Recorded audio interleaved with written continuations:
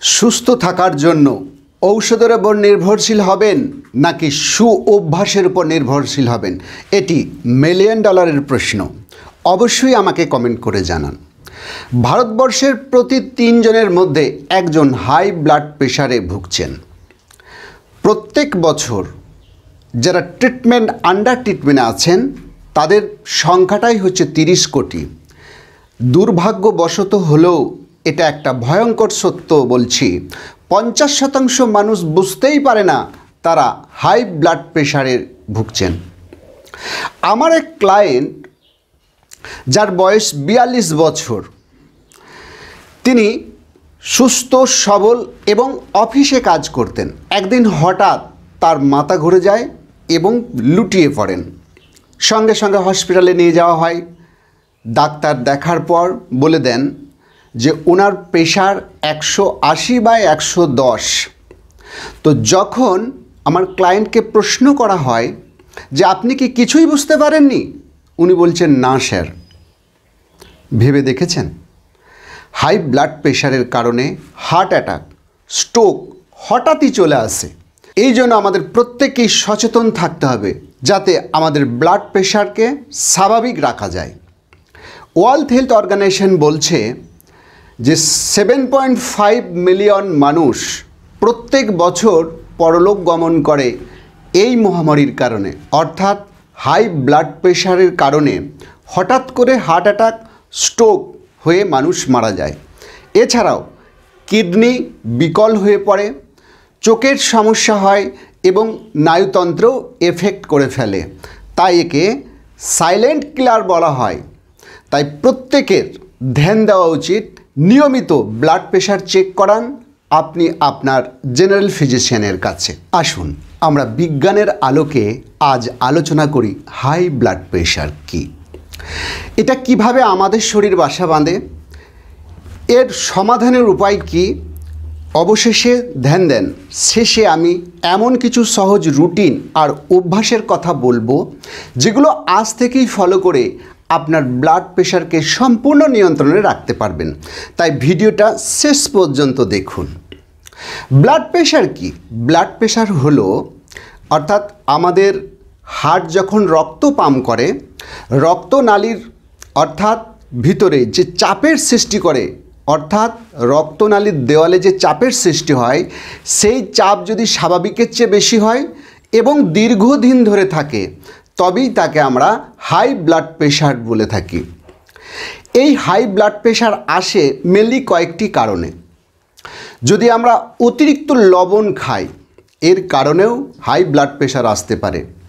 যেমন আমরা যখন শসা খাই তাতে লবণ দিই, আবার আমরা যখন পেয়ারা খাই তাতে লবণ দিই, আবার fast food, junk food, ultra process food, এইসব প্যাকেট জাতীয় খাবারে প্রচুর পরিমাণ লবণ দেওয়া হয়, যার ফলে নিয়মিত এইসব খাবারগুলো খেলে আমাদের হাই ব্লাড প্রেশার হওয়ার সম্ভাবনা সবচেয়ে বেশি হয়। 2 নম্বর, অলস জীবন, অনিয়মিত জীবনশৈলীর কারণেও আমরা হাই ব্লাড প্রেশারে আক্রান্ত হতে পারি।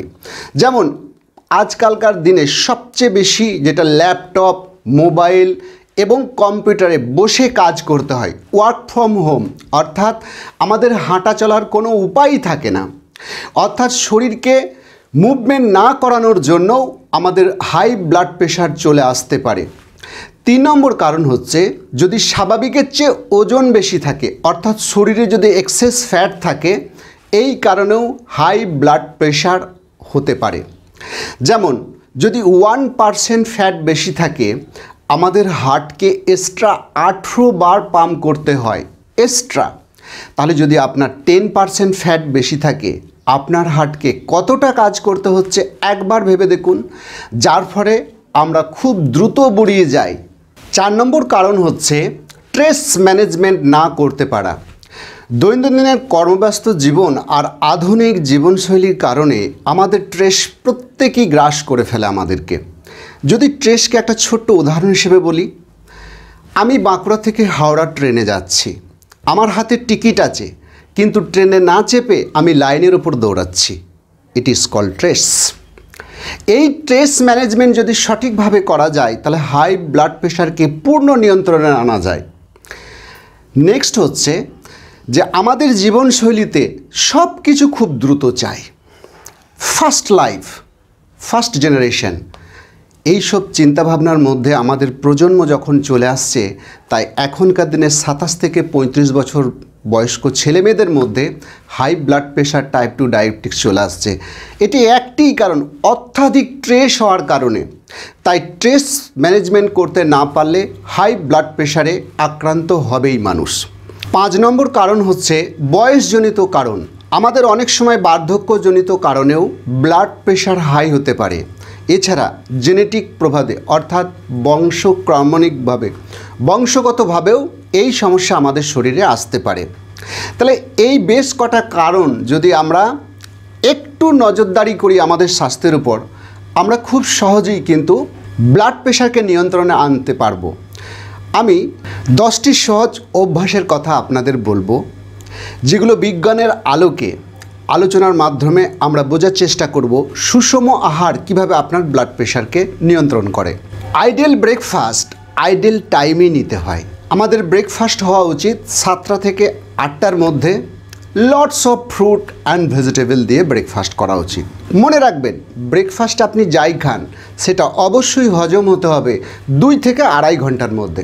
তাহলে আপনি বুঝতে পারছেন, যদি আপনি চপ সিঙ্গারা খান, যদি আপনি পুরি লুচি খান, এটি ডাইজেশন হতে অন্তত 8 থেকে 10 ঘন্টা লাগবে।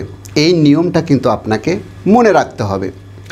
দুপুরের লাঞ্চ হওয়া উচিত 12টা থেকে 2টোর মধ্যে। কেন?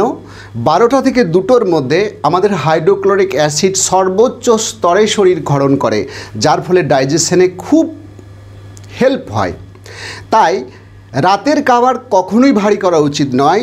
দুপুরে হেভি ফুড নেওয়া যেমন উচিত, কিন্তু রাতের খাবার অবশ্যই হালকা হওয়া উচিত। কিন্তু সময় যদি আমরা সঠিকভাবে ইউটিলাইজ না করতে পারি, বেশিরভাগ মানুষ রাতের খাবার 10টা 11টায় খায়, যার ফলে সারা জীবন high blood pressure, type 2 diabetes, heart অ্যাটাকের মতো সমস্যার শিকার হয়। আমি আজ আপনাকে বলছি, যদি রাতের খাবার 6টা থেকে 7টার মধ্যে সেরে ফেলতে পারেন, আপনার জীবনে রোগ থাকবে না। আমি দাবির সঙ্গে আপনাকে জানাচ্ছি। 3 নম্বর, নিয়মিত শারীরিক চর্চা অর্থাৎ ফিজিক্যাল অ্যাক্টিভিটির মধ্যে থাকুন।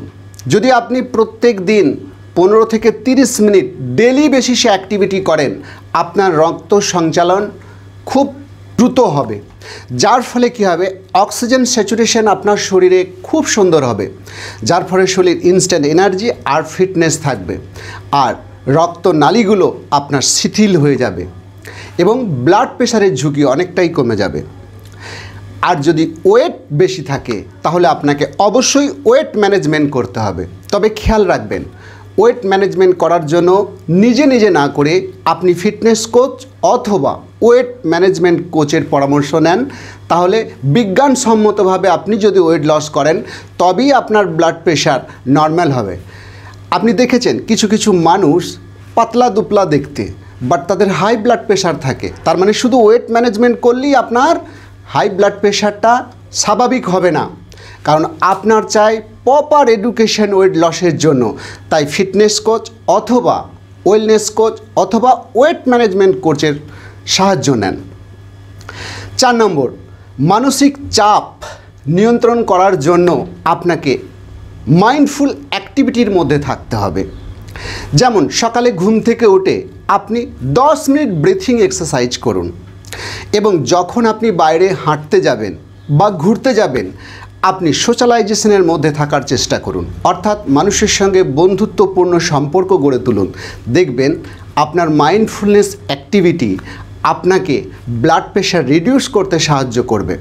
আপনার খাবারের মধ্যে আরও বেশ কিছু পরিবর্তন আনতে হবে, যেমন হচ্ছে পটাশিয়াম জাতীয় খাবার বা পানীয় আপনাকে খেতে হবে। আমরা বাইরে বেরোলে বেশিরভাগ মানুষই পান করি কোল্ড ড্রিঙ্কস, সফট ড্রিঙ্কস এবং হট ড্রিঙ্কস। এর পরিবর্তে যদি আপনি ডাবের জল পান করেন, এনরিচ পটাশিয়াম আছে, যা আপনার রক্তনালীকে শিথিল করতে সাহায্য করবে, অর্থাৎ ব্লাড প্রেশারকে নর্মাল করে দেবে। তাই প্রত্যেক দিন ডাবের জল পান করার অভ্যাস গড়ে তুলুন। মোস্ট ইম্পর্ট্যান্ট, কোয়ালিটি স্লিপ, অর্থাৎ প্রত্যেক দিন যদি আপনি 6 থেকে 8 ঘন্টা ঘুমান, তাহলে শরীর খুব রিফ্রেশ হবে। আর যখন ঘুম ভালো হয় আমাদের মানসিক চাপ কমে যায়, যার ফলে ব্লাড প্রেশার নর্মাল থাকে। আবার যখন ঘুম ভালো হয় না আমাদের চিত্ত চাঞ্চল্যতা এবং স্ট্রেস চলে আসে, যার ফলে কি হয় আমাদের ব্লাড প্রেশার হাই হয়ে যায়। তাই ব্লাড প্রেশারকে নিয়ন্ত্রণ করতে কোয়ালিটি স্লিপ অবশ্যই প্রয়োজন। যদি আপনার স্মোকিং, অ্যালকোহল ইনটেক এবং ড্রাগ নেওয়ার অভ্যাস থাকে তাহলেও কিন্তু আপনার হাই ব্লাড প্রেশার হতে পারে। তাই বলবো এগুলোকে অ্যাভয়েড করা শুরু করুন। আপনার মনে হতেই পারে আমার এটা দীর্ঘদিনের অভ্যাস। আমি আপনাকে একটা সহজ প্রশ্ন করছি, যদি আপনি হাই ব্লাড প্রেশারের চিকিৎসা এবং ওষুধ না পেতেন আপনি কি করতেন বলুন? তখন কি আপনি পারতেন? আপনার কাছে অপশন আছে বলে আপনি নিয়মিত এগুলো নিয়ে থাকেন। যদি আপনার কাছে অপশন না থাকতো আপনি কি সত্যিই এগুলো নিতেন? Alcohol, smoking? অবশ্যই না। তাহলে আজ নয় কেন? এটা আপনার কাছে $1,000,000 প্রশ্ন। শেষে বেশ কয়েকটা ইনফরমেশন আপনাকে দিয়ে যাই। অ্যালকোহল এবং স্মোকিং সবচেয়ে বেশি ক্ষতি করে আমাদের লাংস এবং হার্ট। একবার ভেবে দেখুন, বাইরের অক্সিজেনের জন্য আমাদের লাংস আর রক্ত সঞ্চালনের জন্য হার্ট, এই দুটো অঙ্গ যদি আপনার বিকল হয়ে যায় আপনি চোখ বন্ধ করে একবার ভেবে দেখুন আপনার আগামী দিনগুলো কেমন যাবে। পৃথিবীটা রঙিন থাকলেও আপনার কাছে পৃথিবী রাখবে ধূসর, কালো। তাই বলবো অ্যালকোহল আর স্মোকিং ছাড়াটা অসম্ভব নয়। আমাদের কমিউনিটিতে অনেক মানুষ যারা ড্রাঙ্কার ছিল, যারা প্রত্যেক দিন অ্যালকোহল ছাড়া থাকতে পারতো না, তারাও ছেড়ে দিয়েছে। কারণ একটা সুন্দর অভ্যাস মানুষকে সুন্দর মনের করে তোলে। তাই এটা কঠিন নয়, এটা খুবই সহজ যদি মানবিক দিক দিয়ে ভাবেন। যে জিনিসে মানুষ ধ্যান দেয় না সেই জিনিসের গুরুত্ব কমে যায়, আবার যে জিনিসে মানুষ ধ্যান দেয় সেই জিনিসের গুরুত্ব বেড়ে যায়। দেখুন, যদি আমরা নিয়মিত মাসে একবার ব্লাড প্রেশার চেক করাই আমরা জানতে পারি আমাদের হাই ব্লাড প্রেশার না ব্লাড প্রেশার স্বাভাবিক আছে। যদি আমরা জানতেই না পারি তার কারণ, যেমন সমাধান করতে পারি না, তেমনি ব্লাড প্রেশার যদি মাপা না হয় আমরা বুঝতেই পারি না আমরা হাই ব্লাড প্রেশারের আক্রান্ত কিনা। তাই নিয়মিত ডক্টর ভিজিট করে আপনার মান্থলি একবার হলো ব্লাড প্রেশার মাপান। অবশেষে আপনাকে আরেকটা পরামর্শ দেব, মাসান্তে একবার হলেও আপনার কিডনি ফাংশনকে চেক করান। রক্তের সুগারের পরিমাণ কী আছে একবার দেখুন, এবং রক্তের কোলেস্টেরলের পরিমাণ কী আছে আপনি মাসে একবার চেক করুন। যদি নিয়মিত এই অভ্যাস আপনি গড়ে তোলেন তাহলে ব্লাড প্রেশার কেন, আপনি অন্যান্য লাইফস্টাইল ডিজিজকেও খুব সহজে জয় করতে পারবেন। অসম্ভব বলে কিছু নেই, সম্ভব করে তুলতে শুধু একটা মাইন্ডসেটই যথেষ্ট। এবার আমরা এমন কিছু জিনিস আজকে আলোচনা করব, আমার 12 বছরের এক্সপিরিয়েন্স এবং এক্সপেরিমেন্ট সব কিছু থাকতে এই 1 মিনিট ভিডিওতে দেখুন। চা কফির পরিবর্তে যদি আপনি ডাবের জল পান করেন তাহলে আপনার সুবিধা হচ্ছে আপনার গাট হেলথ উন্নত হবে।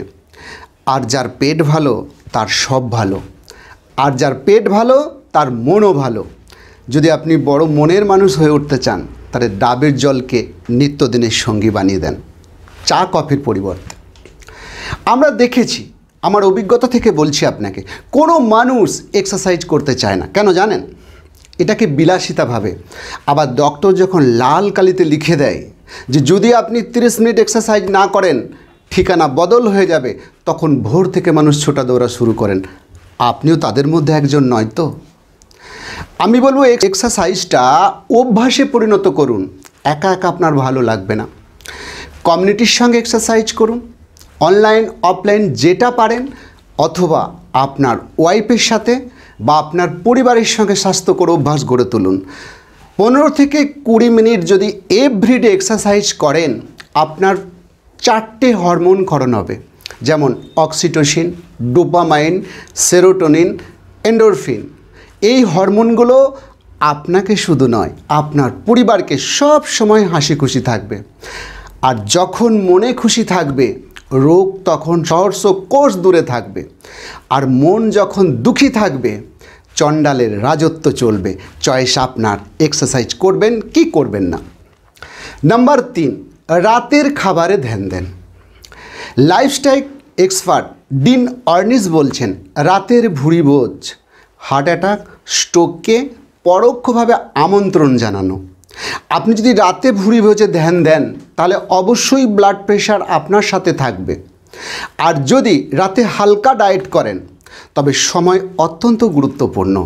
আপনি যদি 6টা থেকে 7টার মধ্যে এভরিডে রাতের খাবার সেরে ফেলেন আর খাওয়ার পর 3 থেকে 4 ঘন্টার পরে ঘুমাতে যান, অর্থাৎ যখন পেট খালি থাকবে শরীরের রোগগুলোকে খাবে, আর যখন পেট ভর্তি থাকবে আর আপনি ঘুমাতে যাবেন তখন শরীরটাকে রোগে খাবে। এবার আপনি ঠিক করুন আপনি কখন খাবেন রাতের খাবার, 6টা থেকে 7টা না 12টা থেকে 1টায়। অবশেষে বলবো, স্বাস্থ্য আপনার, দায়িত্ব আপনার।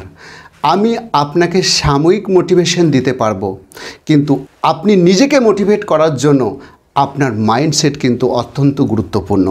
হাই ব্লাড প্রেশার এমন কোনো সমস্যা নয় যদি আপনি জানতে পারেন, আর যদি জানতে না পারেন এই হাই ব্লাড প্রেশারের কারণে স্ট্রোক এবং হার্ট অ্যাটাক যখন তখন হয়ে যেতে পারে। তাই বলবো, শরীর আপনার, দায়িত্ব আপনার মেনটেন করার। সুস্থ আর সুন্দর থাকতে যেমন হাই ব্লাড প্রেশারকে ম্যানেজ করতে হয়, সুস্থ সুখী থাকতে মাইন্ডফুল অ্যাক্টিভিটিটা করা খুবই জরুরি। তাই বলবো, যদি এই ভিডিওটা আপনার ভালো লাগে তাহলে চ্যানেলটা অবশ্যই লাইক, কমেন্ট, সাবস্ক্রাইব করে বেল আইকনটি ক্লিক করুন। দেখা হবে নেক্সট ভিডিওতে।